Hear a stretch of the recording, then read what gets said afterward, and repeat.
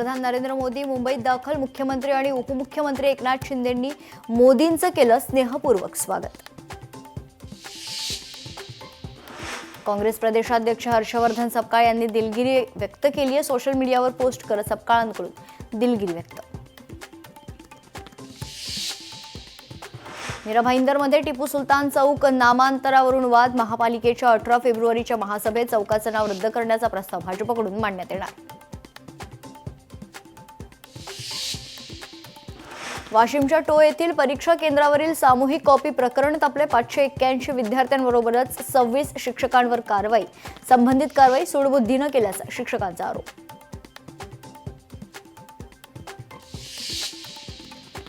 अमरावतीच्या मेळघाटातील आदिवासी नागरिकांना 3500 जात प्रमाणपत्रांचं वाटप. दुर्गम भागात प्रशासनाचा मोठा निर्णय. यामुळे विद्यार्थ्यांना शिक्षण शिष्यवृत्ती मिळणार. आधार. आगामी कुंभमेळ्याच्या पार्श्वभूमीवर नाशिकमध्ये 65 ते 68 किलोमीटरचे होणार बाह्य रिंग रोड. 7 ते 8 हजार कोटी रुपये खर्च अपेक्षित. धुळ्यातील वडजाई रोडवर अतिक्रमण हटाव मोहिमेत तणाव. अतिक्रमण हटवण्यासाठी 2 दिवसांपासून कारवाई सुरू. काही ठिकाणी नागरिकांनी दर्शवला विरोध. नवी मुंबईमध्ये शिवसेनेचे संपर्क प्रमुख अंकुश कदम यांच्याकडून बॅनरबाजी. बॅनरमधून गणेश राईक यांचा समाचार. अनधिकृत बॅनरवर महापालिकेकडून कारवाई.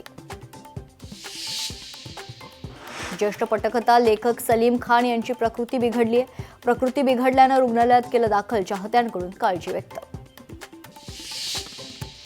साताऱ्यातील वाघोली गावाजवळ सुरू असलेल्या पुलाचं काम 1.5 वर्षांपासून रखडलंय. पूल त्वरित पूर्ण करून वाहतूक सुरळीत करण्याची ग्रामस्थांची मागणी. अमरावतीत जुनी पेन्शन योजना लागू करण्यासाठी शिक्षकांचे प्रयत्न. सादर केलेले दस्तावेज गहाळ झाल्याचा प्रकार. 200 पेक्षा अधिक शिक्षकांचे दस्तावेज गहाळ.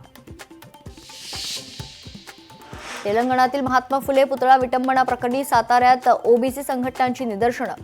जिल्हाधिकारी कार्यालयासमोर निदर्शनं. कठोर कायदेशीर कारवाईची मागणी.